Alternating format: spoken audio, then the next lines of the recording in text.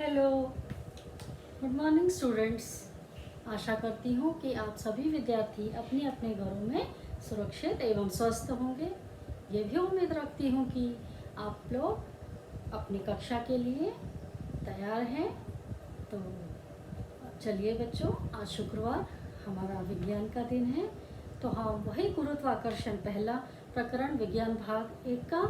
तो हम लोग आज ये आखिरी लास्ट वीडियो है, लास्ट संकल्पना है जो हम पढ़ने वाले हैं। तो बच्चों हम लोग शुरू करते हैं। आज का हमारा है टॉपिक मुक्ति वेग, जिसे हम पलायन वेग भी कहते हैं। तो बच्चों ये हम जानते हैं, पहले से हम ये बॉल को देखते आ रहे हैं वीडियोस में। तो जैसे ही हम बॉल को ऊपर फेंकते हैं तो वो कहाँ आता है बच्चों? नीचे ही आता है। कहाँ आता है बच्चों? नीचे ही आता है। तो क्या होता है बच्चों, जैसे जैसे बॉल ऊपर जाता है तो नीचे क्यों आता है? पृथ्वी के गुरुत्वाकर्षण बल के कारण वह नीचे आता है। तो बच्चों यहाँ पे गेंद जो है ऊपर फेंकने पर उसका वेग जो है धीरे धीरे कम होने लगता है, फिर एक विशिष्ट ऊंचाई पर जाने पर शून्य हो जाता है और फिर उसके बाद धीरे धीरे वो पृथ्वी की ओर आता है। तो गुरुत्वाकर्षण बल के कारण ही यह होता है। तो बच्चों एक विशिष्ट ऊंचाई पर जाकर उसका वेग शून्य होता है और फिर से भी नीचे आता है। तो बच्चों यहाँ मैं थोड़ा सा आपके पास में लाके दिखाती हूँ आपको, है ना। ये तो पोस्ट करने ही वाली हूँ, लेकिन फिर भी मैं यहाँ पास में लाके आपको समझाऊंगी थोड़ा सा। तो यहाँ ये देखिए बच्चों, ये बीच में हरे रंग का आपको दिख रहा है, ये हमारी पृथ्वी है, ये बताया है। और ये जो है वस्तु लिखा है मैंने, तो यहाँ गुलाबी रंग के एरो बने हुए हैं। तो ये दर्शा रहे हैं कि वस्तु कितनी ऊंचाई तक गया, इतनी, फिर ऊंचाई बढ़ी, फिर ऊंचाई बढ़ी, फिर उससे ज़्यादा ऊंचाई बढ़ी। तो यहाँ हमको समझना है बच्चों, क्या समझना है कि जब वस्तु की ऊंचाई कम है तो पृथ्वी का गुरुत्वीय बल अधिक है, वो पृथ्वी की ओर बार बार आ रहा है जल्दी जल्दी। फिर यदि हम उससे ऊपर हाइट बढ़ा देंगे, ऊंचाई बढ़ाते जाएंगे, तो कुछ मात्रा में ये गुरुत्वाकर्षण बल पृथ्वी द्वारा जो लगता है वह कम होते जाएगा। उससे और बढ़ाएंगे फिर ये और भी कम हो जाएगा। ऊंचाई बढ़ रही है तो गुरुत्वाकर्षण बल कम होगा। फिर यहाँ पे आप देखिए, जब यहाँ पर है तो यहाँ पे एक गुरुत्वीय क्षेत्र सीमा है, कुछ हद तक वो छोड़ भी रहा है गुरुत्वीय बल पृथ्वी का, तो वो पृथ्वी के चक्कर लगाता है। तो ये एक सीमा समझ लीजिए, गुरुत्वीय क्षेत्र की सीमा। और यदि मान लो कि पिंड का प्रारंभिक वेग जो है इससे भी ऊपर ऊंचाई तक जाया जाए, इसके भी आगे, तो वो क्या होगा, ये क्षेत्र की सीमा को लांघ जाएगा, पार कर जाएगा, है ना, और वह पृथ्वी के गुरुत्वीय बल से मुक्त हो जाएगा। ठीक है, तो यहाँ पे यही चीज़ दिखाई गई है बच्चों। तो आशा करती हूँ कि ये चित्र से आपको समझा होगा। आप भी अपनी कॉपी में इस प्रकार बना के समझ सकते हैं। तो उसकी अधिकतम ऊंचाई उसके वेग पर निर्भर करती है। न्यूटन के तीसरे नियम के अनुसार, सूत्र हमें पता है, v² = u² + 2as। अब यहाँ v क्या है बच्चों? गेंद का अंतिम वेग, और a क्या है बच्चों? त्वरण है जो भी ऋणात्मक है। अब ये दो का मान v और a का इस सूत्र में हम लोग रख देंगे, v = 0 और a = -g। अब इसको हम फिर क्रॉस मल्टीप्लिकेशन करके भाग साइड चेंज करेंगे तो हमको मिलेगा s = u² / 2g, है ना। तो s यानी क्या है? विस्थापन। विस्थापन यानी ऊंचाई की, पिंड की ऊंचाई कितनी है। तो इसलिए बच्चों गेंद का प्रारंभिक वेग जितना अधिक होगा, गेंद उतनी अधिक ऊंचाई तक जाएगी। ये देखिए, प्रारंभिक वेग जितना अधिक होगा उतनी अधिक ऊंचाई तक वह जाएगी, क्योंकि जितना अधिक प्रारंभिक वेग होगा उतनी अधिक वह गेंद पृथ्वी के आकर्षण का विरोध कर सकेगी और उतनी अधिक ऊंचाई तक वह जा सकेगी। तो बच्चों इससे पूर्व हमने देखा है कि गुरुत्वीय त्वरण यानी g का मान भूपृष्ठ से ऊंचाई के अनुसार कम होते जाता है। जो हमको पता है कि गुरुत्वीय त्वरण बराबर Gm/r², वो सूत्र याद करिए आप लोग। अब पिछला वीडियो नहीं समझा होगा तो फिर से देखना। अतः ऊंचाई पर जाने से गेंद पर पृथ्वी का आकर्षण बल कम हो जाता है। जितनी ऊंचाई तक पिंड जाएगा तो पृथ्वी का आकर्षण बल कम होता जाएगा। तो बच्चों, यदि हम पिंड का प्रारंभिक वेग बढ़ाते गए तो वह अधिक से अधिक ऊंचाई पर जाएगी। ये देखिए, यहाँ पैरों से समझ रहे होंगे, जितना हम प्रारंभिक वेग बढ़ाते जाएंगे वह अधिक ऊंचाई पर जाएगी। और एक विशिष्ट प्रारंभिक वेग ऐसा होगा कि उस वेग से फेंकी गई वस्तु पिंड पृथ्वी पर नहीं गिरेगी। तो प्रारंभिक वेग के इस मान को ही हम मुक्ति वेग कहते हैं, क्योंकि इस वेग से ऊपर फेंका गया पिंड पृथ्वी के गुरुत्वीय बल से मुक्ति पा लेता है। ये देखिए, ये गुरुत्वीय क्षेत्र की सीमा है, इससे ये मुक्ति पा लिया और दूर दूर चला गया, है ना। तो इसी वेग को हम कहेंगे मुक्ति वेग। तो बच्चों, आशा करती हूँ कि आपको यह समझा होगा इस चित्र के द्वारा।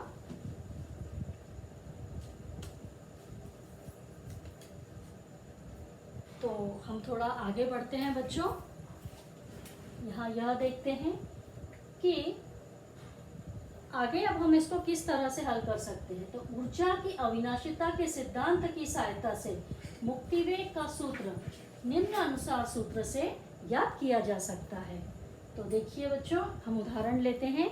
मान लेते हैं कि एक पिंड का द्रव्यमान m, मान लेते हैं एक पिंड का द्रव्यमान m है और वह सतह पर प्रारंभिक मुक्तिवेग के बराबर घूम रहा है, मुक्तिवेग के बराबर घूम रहा है। तो पृष्ठभाग पर अभी हमने जो सूत्र पढ़े हैं पिछले वीडियो में, स्थितिज ऊर्जा, गतिज ऊर्जा। तो गतिज ऊर्जा का सूत्र है 12mv² और पिंड में स्थितिज ऊर्जा Pe।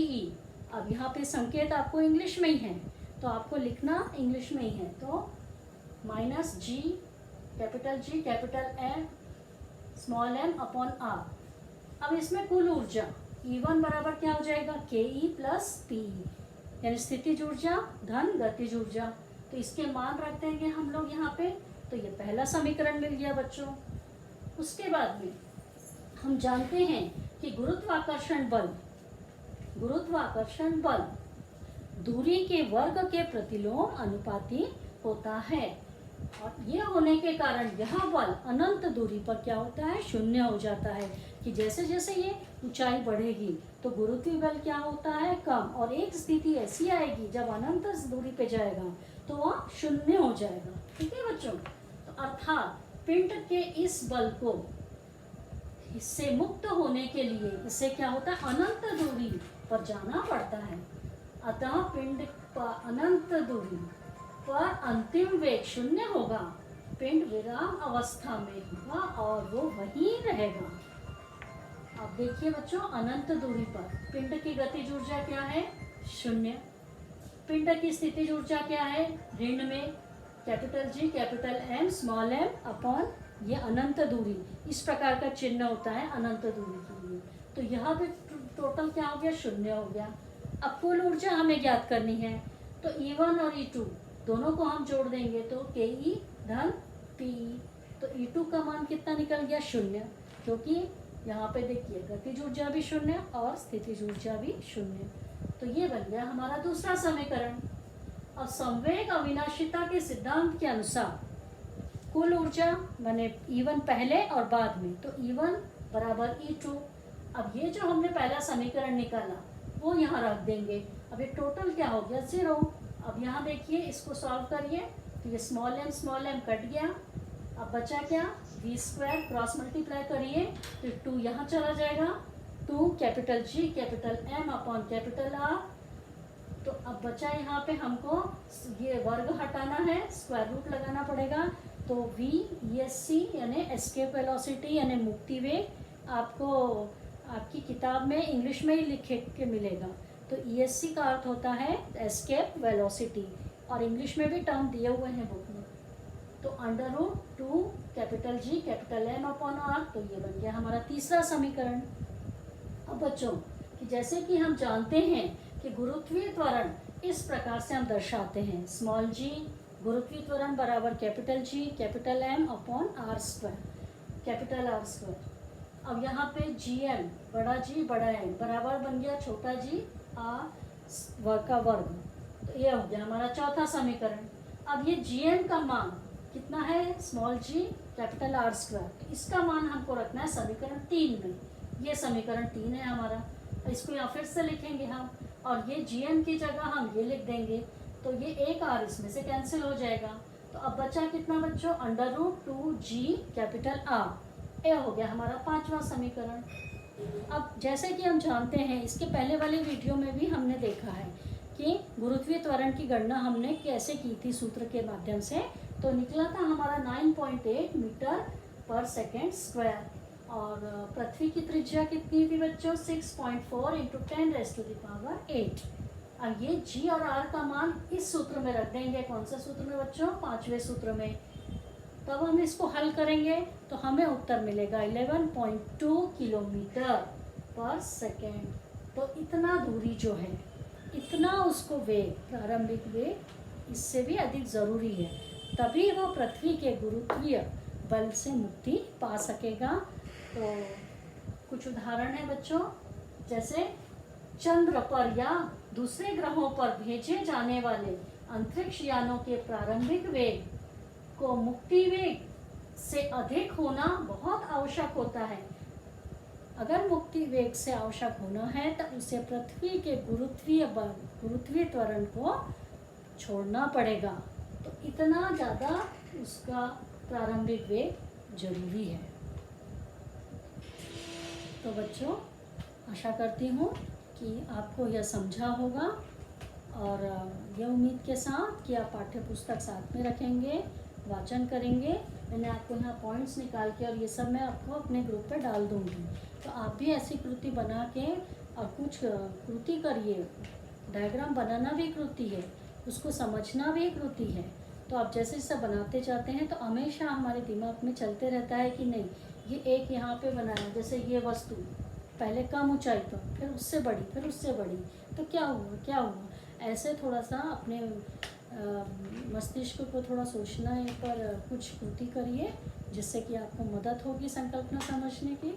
तो बच्चों, आज जो है हमारा पहला प्रकरण भाग 1 का गुरुत्वाकर्षण यहाँ समाप्त होता है। इसके गणित हम बाद में करने वाले हैं, जब आप स्कूल आएंगे तो मैं आपको अच्छे से समझा के बताऊँगी, और कुछ दीक्षा ऐप्स के माध्यम से भी डालूँगी। तो इस प्रकार से आप लोगों को अपनी पढ़ाई जारी रखना है। अब अगले वीक में फिर बच्चों आपकी टेस्ट होने वाली है, तो अब ये जो पहला प्रकरण है ये आपका पूरा कंप्लीट हो चुका है ना, और साइंस 2 के भी आपके 2 हो चुके हैं। तो आप लोग थोड़ा सा पढ़ाई को जारी रखिए, शैक्षणिक वातावरण बनाइए। सब आपको वीडियोस पोस्ट किए हैं।